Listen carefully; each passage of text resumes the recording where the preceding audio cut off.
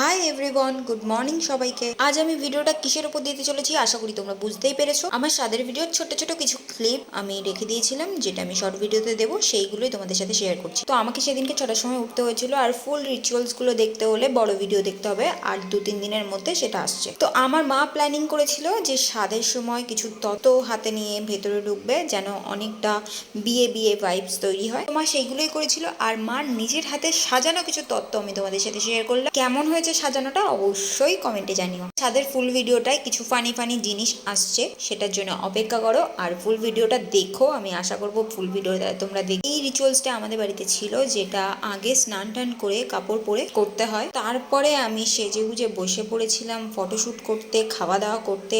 সব রকম জিনিস মিলিয়ে মিশিয়ে সুন্দর একটা মুহূর্ত তৈরি হয়েছিল, খুব সুন্দর একটা দিন কাটিয়েছিলাম।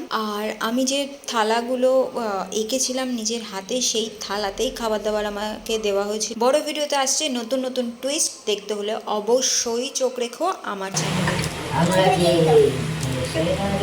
কেমন টেস্ট খেতে? স্বাদ দারুণ দারুণ। তারপর আমরা কেক কেটে ফটোশুট করে আরো অনেক কিছু করে দিনটাকে পুরোপুরি সুন্দরভাবে উদযাপন করেছি। সারাদিনের ধকলের পর শরীরটা পুরো ক্লান্তিতে ভরে গেছিল, একটু এনার্জি ছিল না, তার জন্য রাত্রের খাবারের ভিডিওটা দিতে পারি। আজকের মতো টাটা।